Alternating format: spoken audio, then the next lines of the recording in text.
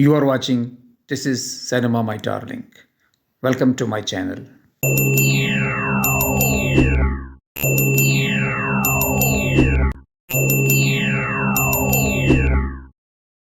مذہب اور cinema part 2.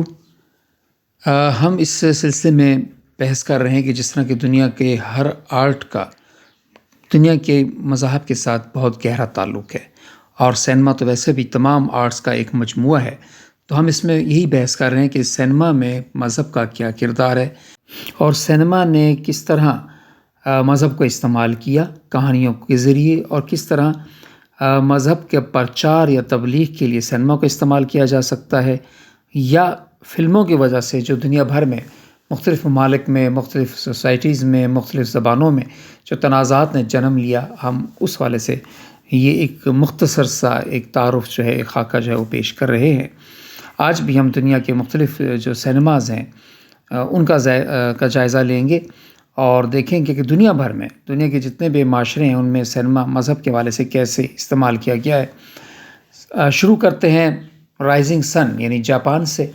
اکیرا کراساوا اور اوسویا سوریجو کی زمین، یہ تو مشہور ہدایت کار جنہوں نے جاپنیز زبان میں فلمیں بنائی ہیں. اور جاپان، یہ بھی کہا جاتا ہے کہ جاپان دنیا کا، اگر ہم مذاہب کے حوالے سے کہیں تو سب سے قدیم ترین وہ معاشرہ ہے جہاں مختلف مذاہب نے، مختلف فلاسفیز نے مذہب کے حوالے سے، انسانی زندگی کے حوالے سے جنم لیا. تو چونکہ کنفیوشس اور بدھزم اور اس سب کا، بدھزم کا اور جینزم کا سب کا اثر رہا، تو اس حوالے سے جو نئی تحریک جاپان میں آئیں وہ فلموں میں پیش کی گئیں. مینی ہیپی ریٹرنز ایک مشہور جاپنیز فلم ہے جس میں انہی جو سینما مذہب کی جو نئی تحریکیں ہیں، جو نئی مذہب کی موومنٹس آئیں سامنے میں جاپانی معاشرے میں، اور تو اس معاشرے کو لے کے یہ فلم بنائی گئی اور خاصی ممتاز حیثیت رکھتی ہے یہ فلم جاپنیز سینما کے حوالے سے. بدھ مذہب کو اگر ہم دیکھیں تو وہاں بھی بہت سے، ہم اپنی اصطلاح میں انہیں فرقے کہہ لیں یا ان کی برانچز ہیں مختلف، تو اس میں زین ایک خاص اہمیت رکھتا ہے. زین جو ہے وہ روحانیت پہ یا روحانی وجدانیت پہ زیادہ یقین رکھتا ہے. تو زین بدھسٹ کے حوالے سے جو ان کے ماسٹر ہیں، کوریدا کی جو 2 فلمیں ہیں، میبروسی اور اسی طرح ایک اور فلم بھی ہے 1989 میں یہ فلم پروڈیوس ہوئی زین ایستھیٹکس کے حوالے سے. تو یہ فلمیں زین جو تعلیم ہے یا جو فرقہ ہے، جو خیالات ہیں، اس کی عکاسی کرتی ہے. اور یوں ہم دیکھتے ہیں کہ جاپنیز سینما انڈسٹری میں مذہب کو بنیادی حیثیت حاصل ہے. جاپانی بھی اپنی ان کی فلموں میں دیکھیں تو اپنے معاشرے کو، اپنے جو ان کی سوسائٹی ہے، جو ان کا کلچر ہے اور جو ان کے مذہبی رجحانات ہیں، وہ ان کی فلموں میں جا بجا ہمیں نظر آتے ہیں، اور صرف معمولی حیثیت سے نہیں بلکہ بہت شدت کے ساتھ. ان کی فلمیں اپنے جو بنیادی فلسفی ہیں مذہب کی، جو بدھ مذہب ہے اس کی، یا اس کے علاوہ جو وہاں بہت سی مذہبی موومنٹس آئیں بعد میں تاریخ میں، وہ ان کو بحث کرتی ہیں اور ان کو لے کر آگے بڑھتی ہیں، اور زندگی کے مختلف جو مسائل ہیں ان پر وہ اسی حوالے سے روشنی ڈالتی ہیں. جو ان کا مذہبی ٹچ ہے وہ ہمیں ضرور ان کی ہر فلم میں کہیں نہ کہیں جھلکتا ہوا نظر آتا ہے. اور اسی طرح مذہب کے حوالے سے، مذہبی تحریکوں کے حوالے سے اور مذہبی کردار سازی کے حوالے سے مشرق کی جتنی بھی تہذیبیں ہیں، جس میں جاپان سب سے پہلے آتا ہے اور بعد میں ہم باقی ملکوں کا بھی جائزہ لیں گے، تو ان میں سینما ایک بہت اہم کردار ادا کرتا ہوا ہمیں دکھائی دیتا ہے. اب آگے بڑھتے ہیں کوریا کی طرف. تو کوریا کے بھی بہت سے ڈائریکٹرز ہیں جو کہ بدھزم سے بہت متاثر ہیں، اور ان کے ہاں بھی اس والے سے فلمیں بنتی ہیں. Why has the Bodhidharma left for the east, یہ 1989 کی ایک کورین مووی ہے جو بدھزم کے فلسفے سے ہی بحث کرتی ہے، اور اس فلم کے ذریعے ہمیں ان کی جو خیالات کی عکاسی ہے مذہبی حوالے سے، اور کورین کلچر پہ بدھزم کے جو اثرات ہیں وہ بہت واضح ہمیں دکھائی دیتے ہیں کہ ان کی زندگی جو ہے کس طرح مذہبی عقائد اور نظریات سے متاثر ہے، اور کس طرح نئے زمانے کو وہ اپنے مذہبی خیالات کے حوالے سے لے کر آگے بڑھ رہے ہیں، اور کس طرح ان نظریات اور خیالات کو جو ہے وہ آج کے دور میں آج کے مسائل کو لے کے کیسے وہ سامنے آتے ہیں. چائنا کا جو نیو سنیما ہے، نیو سنیما موومنٹ ہے، اس کو اگر دیکھیں تو وہاں بھی ہمیں مڈ 1980s سے آگے میں جو زیادہ ہے وہ ڈاؤزم اور کنفیوشس کے جو خیالات ہیں، کنفیوشن ایلیمنٹس جو ہیں وہ ہمیں بہت نظر آتے ہیں. چائنا کی فلموں کو اگر آپ نے دیکھا ہوگا تو وہ ان کا ایک خاص انداز ہے، وہ اپنی تاریخ اور اپنے معاشرے سے جڑے ہوئے ہوتی ہیں. ان کی آج بھی زیادہ تر فلمیں آج کل کے ڈیجیٹل ایج میں وہ پرانے دور میں جیتے ہیں، اور اپنے جو میتھس ہیں جو ان کے فلاسفیکل میتھس ہیں، جو ان کی سٹوری ٹیلنگ ہے، جو ان کے پرانے معاشرتی کردار ہیں، جو تاریخی کردار ہیں، جو کنفیوشس اگر ہم کہیں تو اس کے حوالے سے، کنفیوشزم کے حوالے سے، یا دیگر جو ان کے مذہبی نظریات ہیں، تاؤزم ہے، اس کو بھی وہ بہت زیادہ اہمیت دیتے ہیں. بدھ مذہب بھی ہے. اور آج کل کے حالانکہ سوشلسٹ دور میں ہوتے ہوئے بھی اور ایک غیر مذہبی نظریات کا حامل ملک ہونے کے حوالے سے بھی وہاں ان قدیم مذاہب کا ہمیں بہت گہری چھاپ ان کی فلموں میں، ان کے سینما پہ آج بھی ہمیں نظر آتی ہے. اور یوں لگتا ہے کہ ان کا معاشرہ آج بھی اسی مذہبی جو نظریات ہیں، ان کے خیالات ہیں، وہ اس کو اب معاشرتی انداز سے لیتے ہیں، مذہبی انداز سے نہ بھی لیتے ہوں تو ان کے معاشرے کی جو روایات ہیں وہ روایات آج بھی اسی قدیم جو ان کے مذہبی فلاسفیز ہیں اس کے حوالے سے ہی ہیں، اور وہ ان کو ساتھ لے کر چل رہے ہیں. اب ہم آگے بڑھتے ہیں اسی طرح. تو نیوزی لینڈ کی اگر ہم سینما انڈسٹری کو دیکھیں تو نیوزی لینڈ میں ہمیں اس حوالے سے جین کیمپیون کی Angel at my table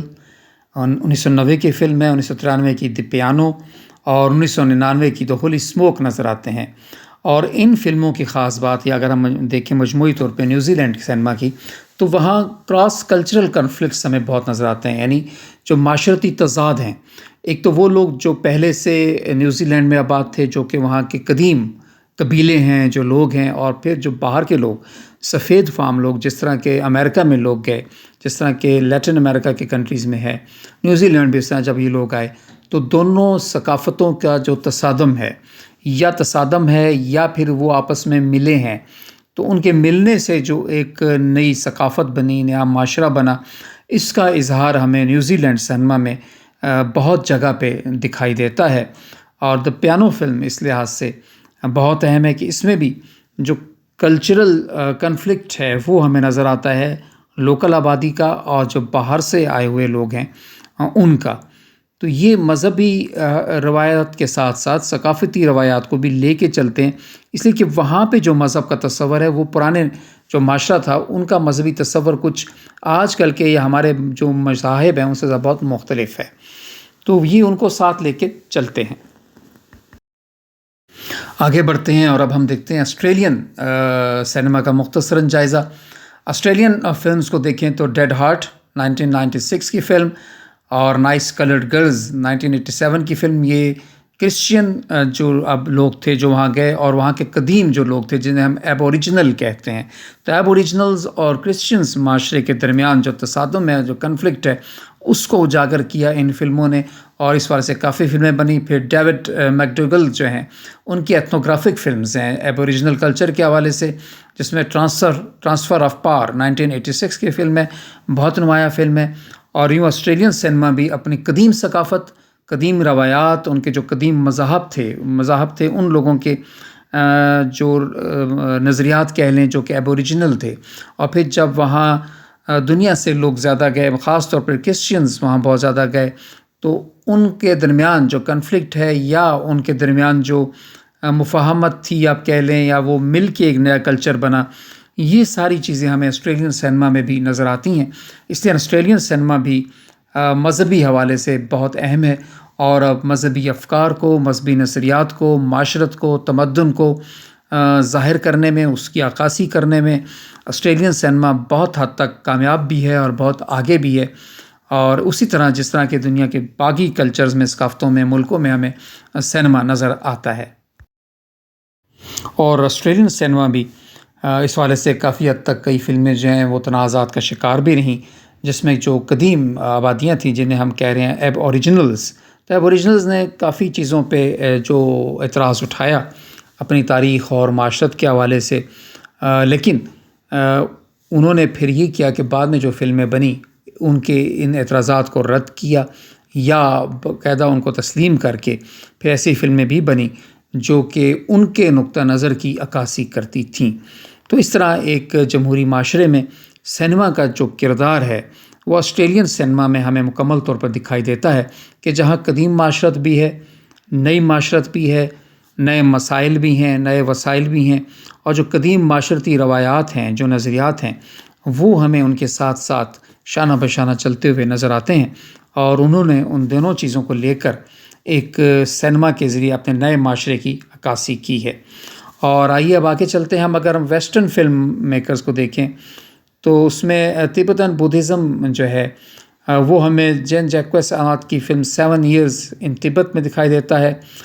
Martin سکورسیزی کی کندن 1997، اور جو سابق تبتن مونک تھے ان کی ایک فلم دی کپ 1999 اس حوالے سے بہت مشہور ہوئی کہ ان فلموں نے تبت کا جو پرانا بدھسٹ معاشرہ تھا، جو بدھسٹ خیالات ہیں، جو فلاسفی ہے،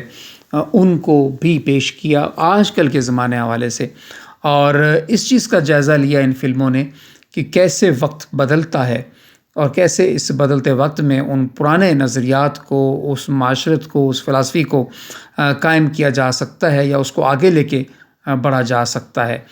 تو 7 ایئرز ان تبت ایک خوبصورت فلم ہے اس حوالے سے، جس میں آپ کو یہ ساری چیزیں، یہ روایات جو ہیں وہ نظر آئیں گی۔ اس کے علاوہ اگر ہم دیکھیں دا کپ کو، تو دا کپ جو ہے وہ جو بدھسٹ ہیں، جو لاماز ہیں، ان کی زندگی کو سامنے لاتی ہے، اور کس طرح آج بھی بدھسٹ جو ہیں، ان کی جو مونیسٹریز ہیں، ان کے جو مدرسے ہیں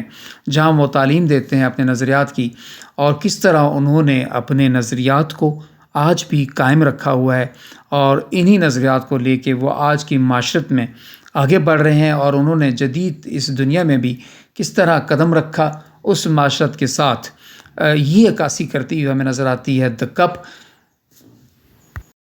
آج کی اس ایپیسوڈ میں ہم نے جاپان، چین، کوریا اور بدھ مذہب کے حوالے سے جو فلمیں تھیں، جو آسٹریلین فلم سینما تھا، نیوزی لینڈ کا سینما تھا، اس کا نہایت ہی مختصراً ایک جائزہ لیا ہے، اس لیے کہ تفصیل سے تو ہم بات کر نہیں سکتے، فی الحال وقت کم ہے، اور اگر تفصیل سے بات کی جائے تو پھر ہر ایک سینما اس حوالے سے مکمل ایک پروگرام چاہتا ہے، جس پہ انشاءاللہ بعد میں کبھی ان لوگوں کو میں یقیناً یہ پروگرام ان کے لیے پیش کروں گا، بناؤں گا جو اس میں دلچسپی رکھتے ہیں۔ لیکن آج کا یہ پروگرام خاص طور پہ میس کمیونیکیشن کے اسٹوڈنٹس کے لیے، وہ لوگوں جو سینما سے دلچسپی رکھتے ہیں، جو تاریخ سے دلچسپی رکھتے ہیں، جو مذہب سے دلچسپی رکھتے ہیں، اور جو چاہتے ہیں کہ مذہب کو صحیح معنوں میں پیش کرنے میں ہم اپنے نظریات کو کس طرح سینما کا ہم استعمال کر سکتے ہیں، تو یہ ایک اس سلسلے کی ایک کڑی ہے۔ اور اس سلسلے کے اگلے پروگرام میں اب جو سینما رہ گئے ہیں جو دنیا کے، جس میں خاص طور پہ ہمارے لیے انڈیا اور پاکستان کا سینما ہے، ایرانین سینما ہے، ایجپشین سینما ہے، اور برٹش اور امریکن سینما ہے، ہم اس کا بھی جائزہ لیں گے اور دیکھیں گے کہ مذہب اور سینما کے حوالے سے وہاں پر کیا کام ہوا ہے، اور ان ممالک کے سینما نے اس میں کیا کام کیا ہے۔ تو منتظر رہیے گا، بہت جلدی اس کا ہم اگلا پارٹ پیش کریں گے۔